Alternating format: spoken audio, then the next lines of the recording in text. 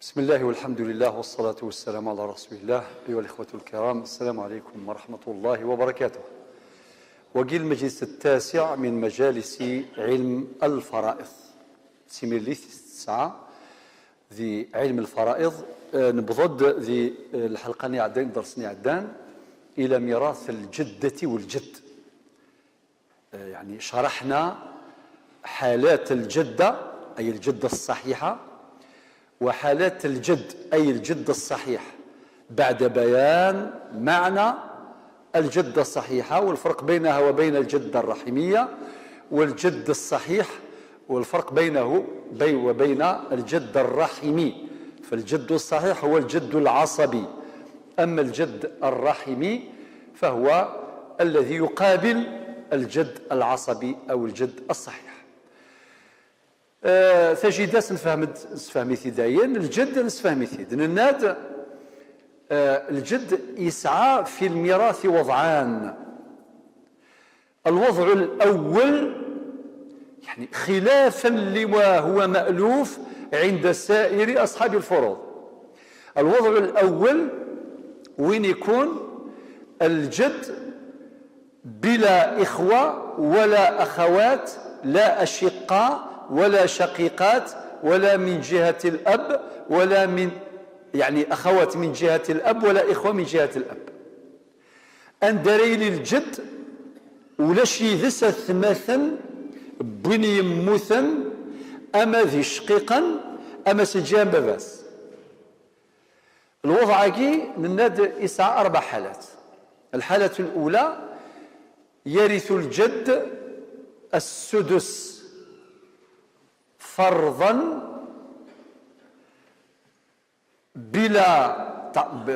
فقط عند وجود الفرع الوارث المذكر. الحالة الثانية يرث السدس فرضا والباقي تعصيبا عند وجود الفرع الوارث المؤنث. الحالة الثالثة يرث الباقي تعصيبا عند عدم وجود الفرع الوارث مطلقا للمورث. الحالة الرابعة يحجب بوجود الأب. أشو المعنى يكس؟ لدى الحالة المزوروث عند الجد أذي يورث 6 سميس نميس نغسي ميس قليس ميلا ولكن يموثن يجد قشيش يجد الذكر. الجد أذي يورث 6 فقط. ميلا وين يموثن يجد جديس، ولكن ذا يجد يليس، يعني وين يموثن يجد يليس نتسا يجد جديس نتسا. جديس شحال يورث؟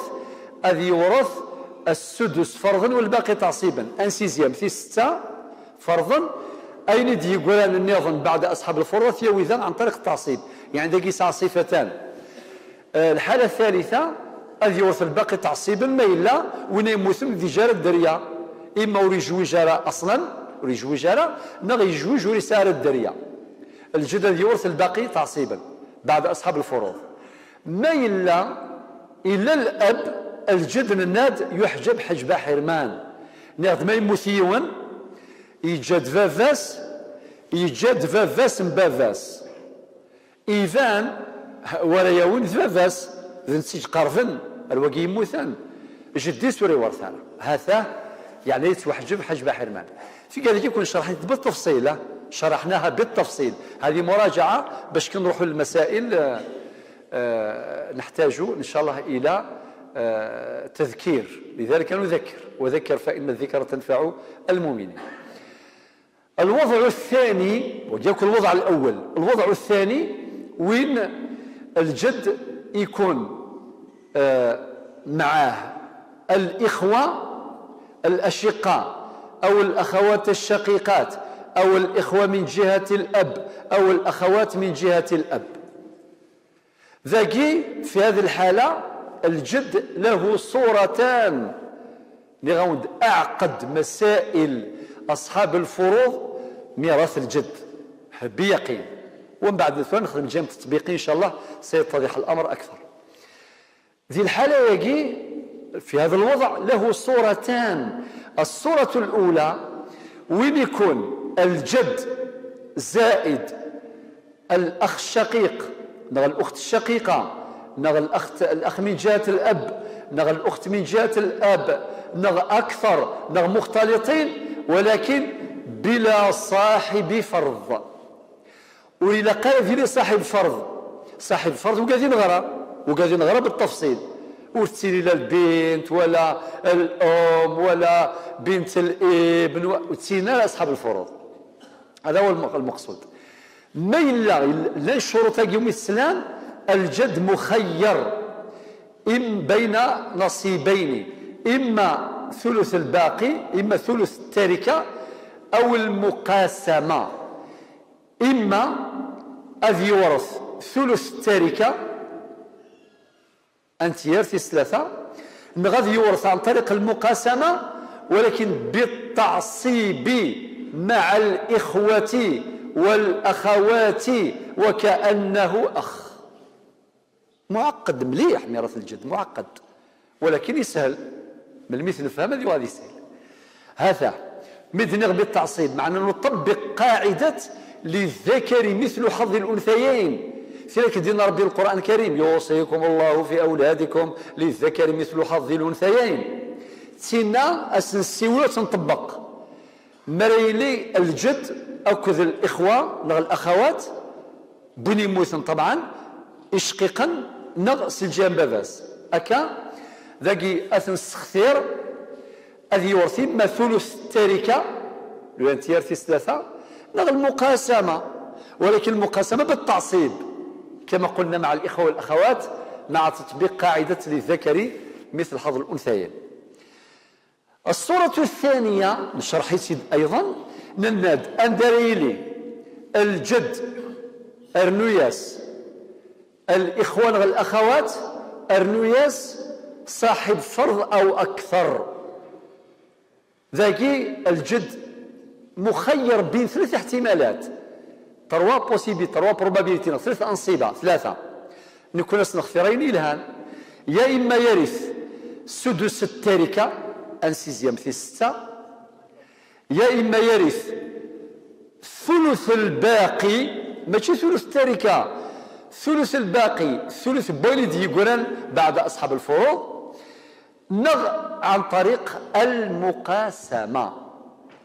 فوالا من الخلاصة غير الباضي درسني عدان ندا يثمثن يكون ورثا للغرام أستفكر مباشرة من الناصبينس، ولكن الجد لا، الجد له خصوصيات، يسعى دي كاركتيرستيك، خصوصيات دقيقة جدا سيكسنت ماشي ذن تساري اختيارا ذن كنا راس اختيارا أسن اختيار أين يلهام نيرون درو كان ذي منسي إذ نخدم ذي ثواشولت أمشي نخدم أد نتقثم غارث نغثي سليث أكثيني يستيني أجدي الفلاني أختيار يا خاكا أما ذا غلمي أما ذا فقري أما ذا يزيض ذن تسالي اختيارا باش هذي يفرحوا مغار.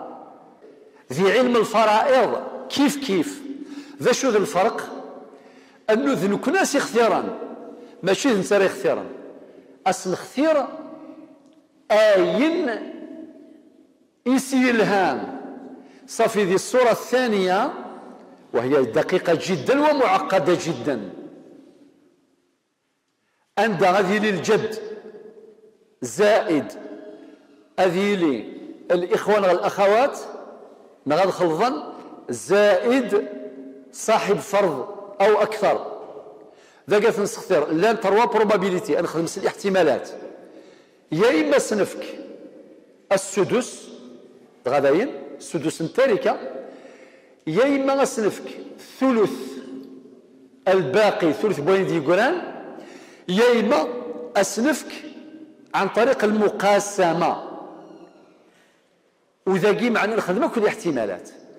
ذاكي ثلاث مثلا لان سن الصناف الغاشي بوكادي غرانتي مسالاي إلا يون الصنف يغرى الرياضيات مليح أنت لعب ذقني ذا قاعد يخدم لي بروبابيليتي ديال المخيس لو كان غادي يفكر ريزولتا شغل لوجيسيال ثورة مولا الشغيليف حوايج غيون ديوليك ساعة الخط مليح استكغ المسائل رديهين باش انت يكتب بالطريقه الموالفه ماشي نخدم كل مساله جالسه كالحيز من بعد انت تدفري وثيوث.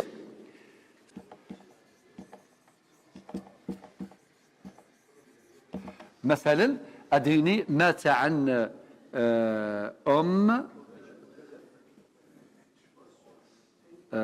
زوجة جد ابن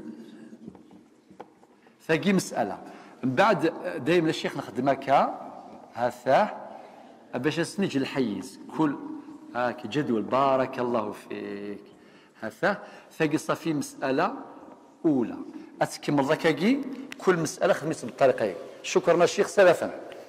المسألة الثانية اسمح لي جيت كانتينا الشيخ جيت كانتينا أتنحويج. المسألة الثانية بجانبها كني صحيت كتب كان سنين كبير نرى الشيخ السمور شويط إن كتحضر وكذي يخصني زرين صافي لقيت كتبه كيجي مقر باش وني بعد ذي هنا ديوالي بهذيك الطريقة اللي كتبناها يعني تكون شوية كبيرة. مثال آخر الشيخ مات عن زوجة بارك الله فيك بعدين الدواس شكرا بعدين جد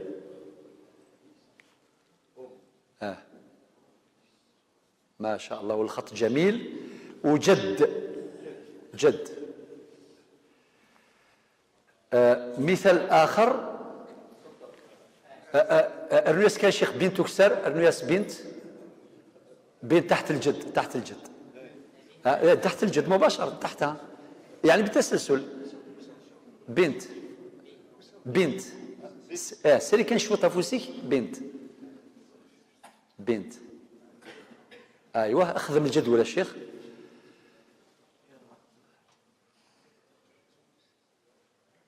الجدول كما الاول وبعدين المسألة الثالثة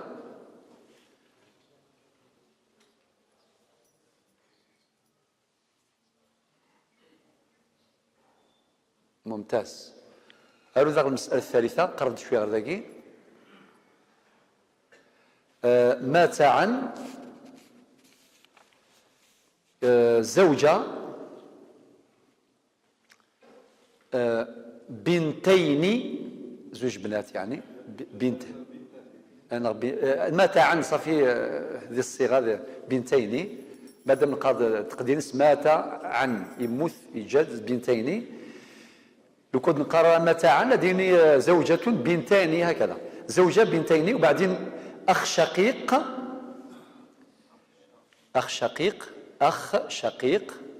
شكرا الشيخ بارك الله فيك. من بعد جد فينا الشيخ خدمس الجدول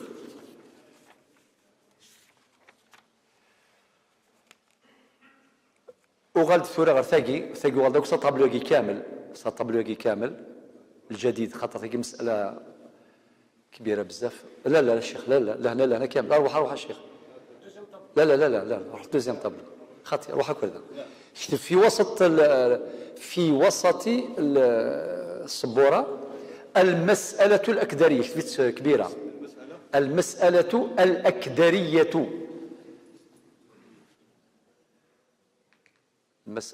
بارك الله فيك الأكدرية وهي أعقد مسألة في الجد الأكدرية بارك الله فيك. أكتب ثورة ماتت عن ثورة نسيت كيف كومبلي ماتت عن اكتب ما تسمع ماتت عن السمور كان خطا الشيخ يعني فيكم ماكسيموم يعني تشاركوا طبلو ماتت عن زوج خاطر ثقي حوايج غير لقات تنفهم مليح ماتت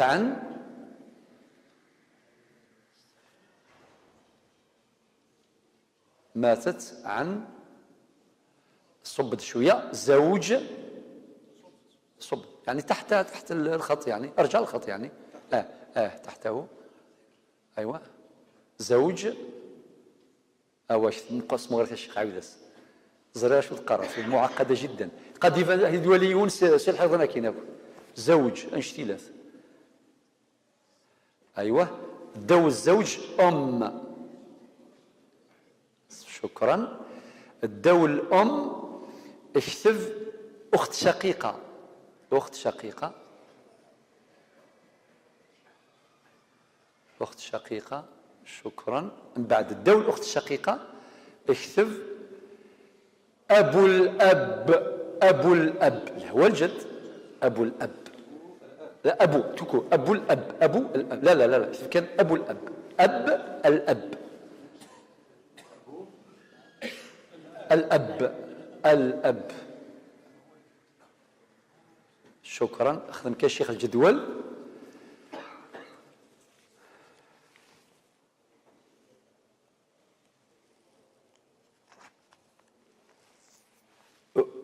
بارك الله فيك. وقال كان الشيخ الصبورني. أيوة شكرا جزيلا. الشيخ وقال الصبورني كتب رقم 4 المسألة الرابعة أكيد في مكانها. أحسنت ثنا. اكتب كان 4. اكتب كان 4. اكتب ذنا ماتت عن. ماتت عن 5 إخوة. 5 إخوة أشقاء. 5 إخوة أشقاء. بارك الله فيك. وبعدين تحته جد أيضا 5 جدول. بارك الله. 5 جدول الشيخ. الجدول لهذه المسألة جدول. أيوة وإن كان طبقتان. مشكور الشيخ بارك الله فيك. شكرا جزيلا. شكرا الشيخ. شكرا الشيخ بارك الله فيك. الله يبارك الخط الجميل نتاع الشيخ ما شاء الله. ثورة نخدم تطبيقات فين كيجي مسلم لا تيوري ولا براتيك. السجن نخدم مراجعة. درنا مراجعة الآن نديروا تطبيقات. نبداو. مات عن إنسان مات ترك أم زوجة جد ابن. يموت ورقاز يجاد يماس نتسا. ودائما أذكركم سادتي كي نقولوا مات عن معناها النسبة تعود إلى الميت. ولا قال نغلظة خطر طريقة طرح السؤال ماشي همزة ابن وهمزة وصل. الله الله الله الله ما شاء الله. الله يبارك فيك. شكرا الشيخ. شوف كان دقة الأساتذة ما شاء الله. تلاقي حاجة خفيفة ولكن اكسيت. بارك الله فيك الشيخ. صافي مثلا مدينة ضيون يموت دايما النسبة ثغال وصل سا. مرديني أم معناه يما سنسا. مديني زوجة ثمطوي سنسا. مرديني جد جدي سنسا. منند ابن مي سنسا. خاطر ذيك وعارة فيك ولد ياسي ولا في السؤال ديال الفرائض مستحيل تفهمض. زعما شو تقرا مستحيل. وري السيناريو غادي اكسبوزي البروبليم. إذ يا ربي ساعة مقرر 40 50 60 سنة ما يعرفش. اكدي حكومة تفهم فيها ترنت صافي لقات كيدير اتونكادرير باش اكدي تفهم. اكي ناس يموت الفلاني بعد يجي عمي وبعدين ميس عمي بعد هذه هضر 10 سوايع عاد فقط 0 نتيجة. لا تفهموا شيئا. مازال مشاكل واقعة لا أنت نبذل إن شاء الله. طيب ثورة نبذل الحل. أول حاجة اللي نديروها أول حاجة هو حسن التصنيف. لو كلاسمون. يا أخي زرا ما شحال الجديك ساعة الحالات. إذا قالت الكراسي سوا مولاش نغلط. مولاش نغلط سير. أشيني هذه المسألة أين تدخل؟ تدخل في إطار الوضع الأول للجد حيث له 4 حالات. أنت غير موجود ولا أخ شقيق ولا أخت شقيقة ولا أخ لأب ولا أخت لأب. صافي مادام ولا شيثن ولا شاث شقيقان ولا شتي شقيقين ولا سباباس ولا والو صافي يرث بالوضع الأول. الوضع الأول كيفاش نديرو؟ يرث السدس فرضا لوجود الفرع الوارث المذكر. أكرا نخدم مثلا الأم ترث السدس أي غير لوجود الابن لوجود الفرع الوارث. الزوجة ترث الثمن 1/8. أي غير لوجود الفرع الوارث الابن. الجد شحال يرث؟ السدس. فيجي فرضا. أما الابن نناد باعين. الباقي تعصيبا. أصل المسألة كام؟ أصل المسألة نخدمها كذاكي 24 سوا 24.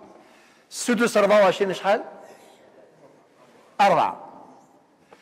224 ثمن 24 صاحيتو 3. السدس 24 4. من بعد نحسب 4 زائد 3 7 زائد 4 شحال هذا هو الابن؟ صاحيتو. فلا واحد ثورة ميديوسا الاكسبير هذا يطبق الفريضة. مثلا ايجاد 200 ايجاد 24 مليار. يلا ايجاد 24 مليار. 24 مليار اشحال تساوي 30 مات؟ 4 مليارا. اشحال تساوي مطوطيس؟ 3 مليارا. اشحال تساوي جدس؟ هذه 4 مليارا. اشحال راوي ميس؟ 13. هذا المسألة الأولى اثنان فهمت. ثورة نروح المسألة الثانية. زوجة أم جد بنت. وين تدخل هذه المسألة؟ تدخل في إطار الوضع الأول. في إطار الوضع الأول لو كتغلظ في الكلاسمون سوف تخطئ في الفريضة يقينا. إلا قتداو سوا صافي. الوضع الأول الزوجة كم ترث؟ 1/8 الثمن. لماذا؟ لوجود البنت الفرع الوارث المؤنث. الأم كم ترث؟ كيف السدس. أي غير لوجود الفرع الوارث البنت.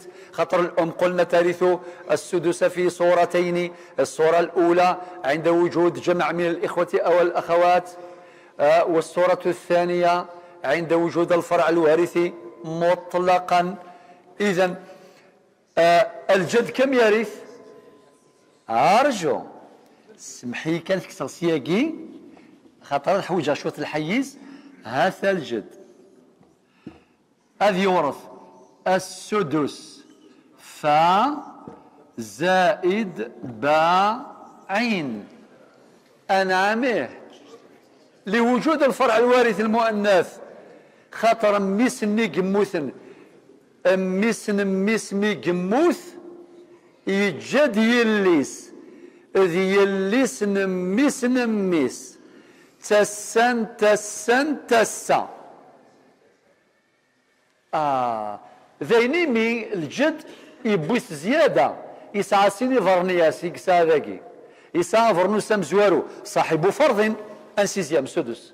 يسعى فرنوس ويسين صفة ثانية عاصب أي غير لوجود الفرع الوارث المؤنث للمورث. البنت كم ترث؟ النصف. فرع أصل المسألة شحال؟ دائما 24 دقيقة. الزوجة ثمن 24 شحال تدي؟ 3 ثمن 24 3. الأم كم ترث؟ سدس 24 4. الجد كم يرث؟ سدس 24 4 الزائد انظر شو يلان انظر ما شو يلان. البنت كم ترث؟ صاحت والشطرين 12. خاطر النصف 24 12. نحسب 3 زائد 4 يساوي كام؟ زائد 4 يساوي كام؟ زائد 12 يساوي كام؟ 23. شحال يقيمن؟ إذا خدمك أدو من لون آخر زائد 1. صافي شحال يدي الجد؟ 5.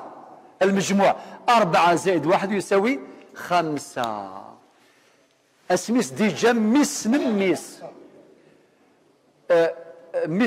نميس يوي 4 كان مادام ذيلي نميس أذياوي زيادة 5 رياوي صافي ميل 24 مليار الزوجة تساوي 3 مليارا، الأم تساوي 4 مليارا، الجد أذيوي 5 مليارا، يلي سبوينا يموتن أتورث 12 مليارا. نمسفهم؟ هاد سنفهميت. نروح المسألة الثالثة. ثاكي زوجة بنتين أخ شقيق.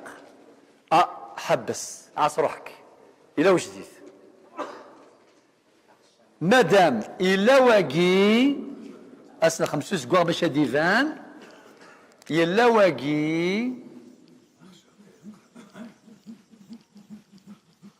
أثروي عقلك باش تشوفوا يكشم دواقي ثرويث بروي، ثرويث بروي تماما. أي غير ثرويث بروي أخاطر نكشم في الوضع الثاني، ولكن هل ترى الصورة الأولى الصورة الثانية؟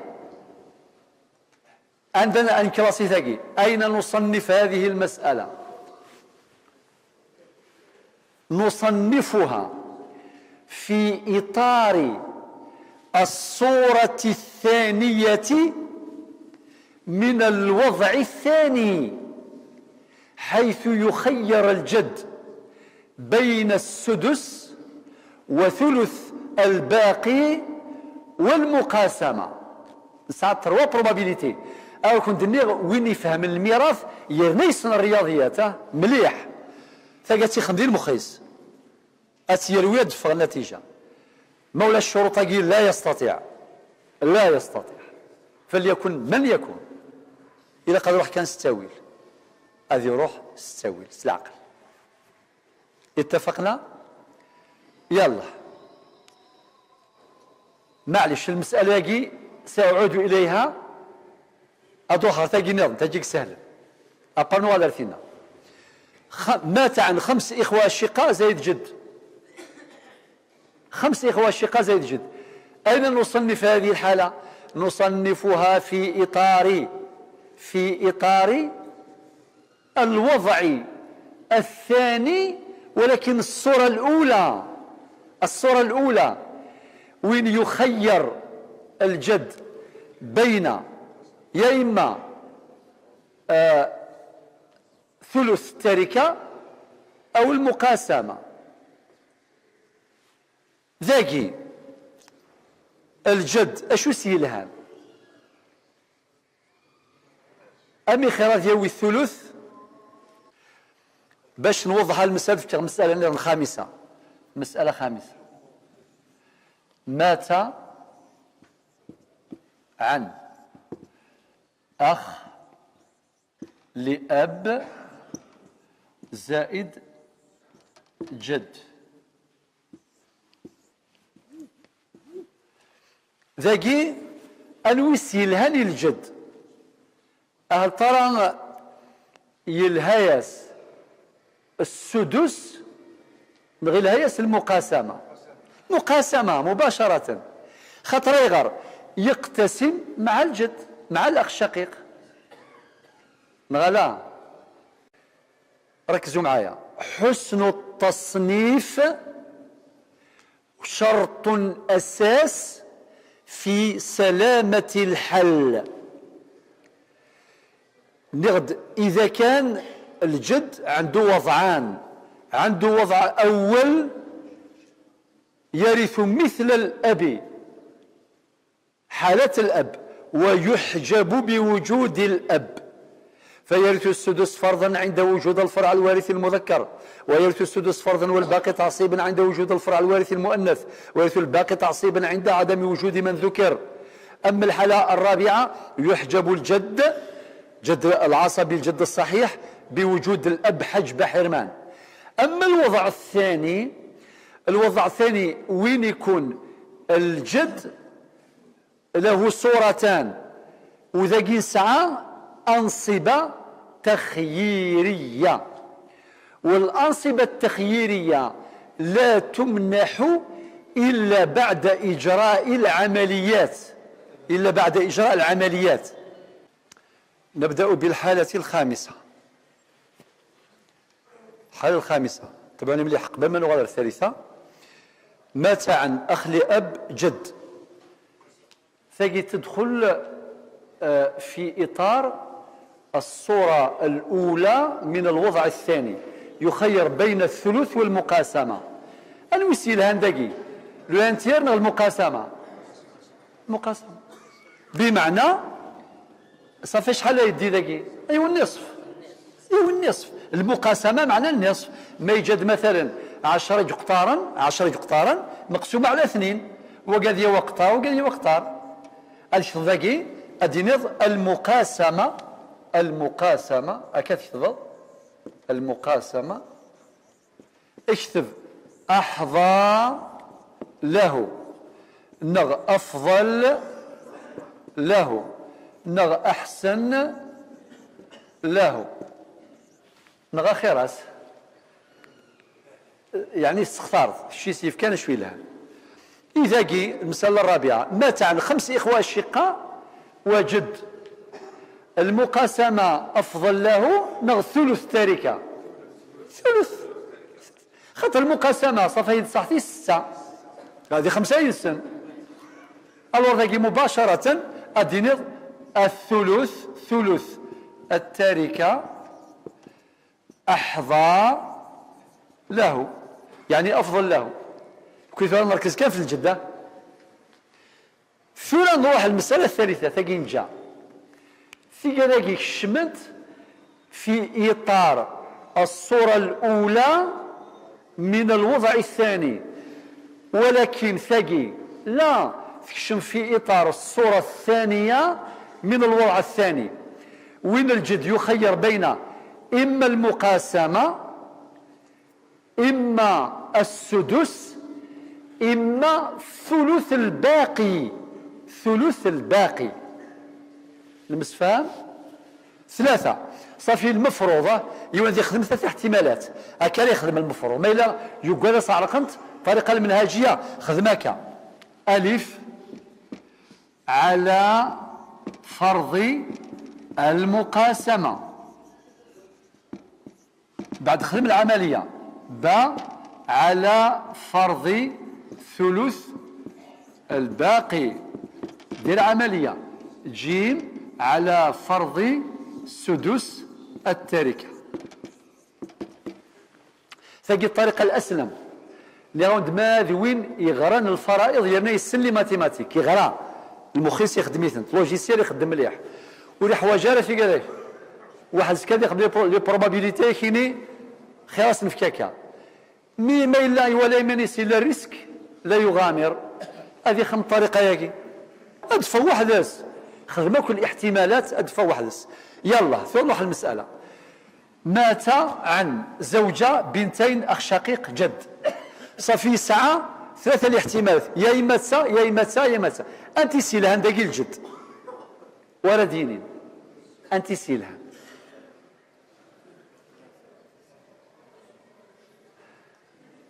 مازال انا نشوط الرياضيات انا من. يلا المعاون انفذوا. الزوجة كم ترث؟ 9 الثمن صح. البنتان شحال عندهم؟ 2 تير 2 على 3 ثلثان لتعددهما وعدم وجود عاصب. الاخ الشقيق ونزرارة انت ذن قالوا انت باعين، هو باعين ينزر الا ما نفرى الجد في الحقيقة، ولكن معليش الجد كاش اسنف كان تيسيلهان خاطر ما نخدم ان 200 تير. اشو اصل المسألة كي شحال؟ 24 ان 224 2 تير 24 يلا 16 كل 3 19 صافي قيمة 5 ني. يلا اخدم بهم خرج لي الوسيلة هذاك. اسكو المقاسمة نغ ثلث الباقي نغ سدس التركة اش وسيلة؟ شحال؟ اختلف الفقهاء، اختلف الفقهاء. يونك المقاسمة وغينات سدس.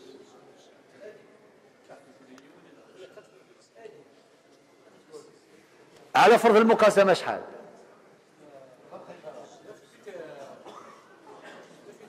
يلا ونبغى نديرو هادي روح تديفر ما إلا المقاسمة ما إلا ثلث الباقي ما إلا خاطر قيمة 5 يا خالتها 16 و 3 19 ناقص 24 قيمة 5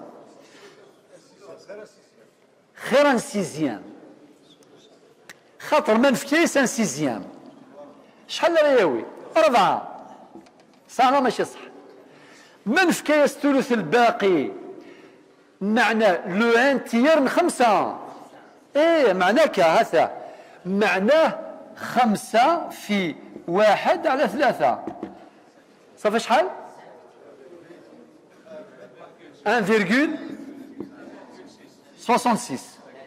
هاد مدواقي يلا افورغون افي دياوي هذا 1,66 اما الى عن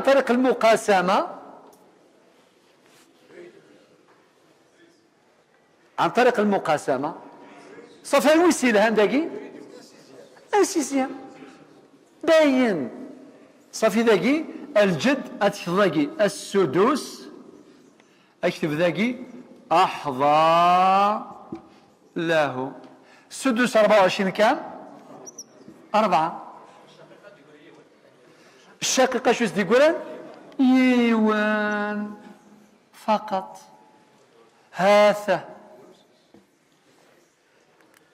ثورة أدعي زغل المسألة ركزوا معايا مليح هذه المسألة تدخل في إطار الصورة الثانية من الوضع الثاني للجد نظرا لوجود الإخوة أو الأخوات ولو كان واحدا أو موجود ولوجود صاحب فرض ولو كان واحدا أو الزوجة أو البنتان الله يبارك وهنا يخير الجد بين المقاسمة أو ثلث الباقي أو سدس التركة لو كاين يجري عمليات إلا كنخدم 3 احتمالات العملية تاعي مع التدريب ديال علم الفرائض الخدمة انت المخرج شغل لوجيسيال يخدم وحدس اضاف ان سيزيام فاسيلمون مما الا ماشي مدرب مليح روح ستاويل خدم كنخدم هكا الطريقه طريقه منهجيه مضمونه نفات الزوجه ترث الثمن لوجود الفرع الوارث والبنتان عندهم الثلثان لوجود الفرع الوارث لعدم وجود الفرع لعدم وجود عاصب الأخ الشقيق نتوقف لا نورثه حتى ننتهي من توريث الجد طبقا لقواعده أما الجد هنا يخير بين المقاسمة وثلث الباقي وسدس التركة بعد إجراء جميع الاحتمالات والعمليات تبين لنا على وجه القطع واليقين أن الجد نورثه عن طريق السدس أحظى له سدس 24 4 زائد 16 يساوي 20 زائد 23 ناقص 24 يساوي 1 يؤول إلى الأخ الشقيق. الآن هذه المسألة نبدأ بها وما نحلوهاش تفاصيل ماشي اليوم نبدأ هذه أصعب مسألة في أصحاب الفروض تاكي اللي تحتاج المخ يخدم مليح لاش نخدم ذاكي ماتت عن زوج أخت شقيقة الأب اللي هو الجد الزوج كم يرث هنا النصف لماذا لعدم وجود الفرع الوارث مطلقا والأم كم ترث الثلث لماذا لعدم وجود الفرع الوارث مطلقا وعدم وجود جمع من الإخوة والأخوات مطلقا الأخت الشقيقة مصيرها متعلق بمصير الجد وسنتسكرها والتماسنا والتماس تشقيق على ما نزرش الأب ذاكي نديروا كل الاحتمالات نعتبر هذا واجب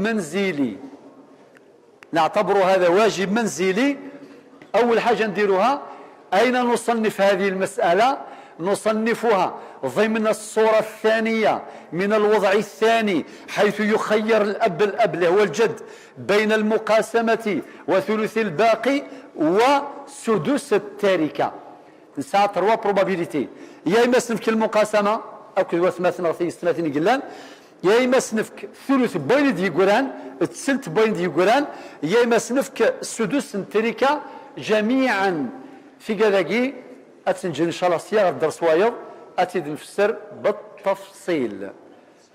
جاء مثال ويث أرثي من السلام عليكم ورحمة الله.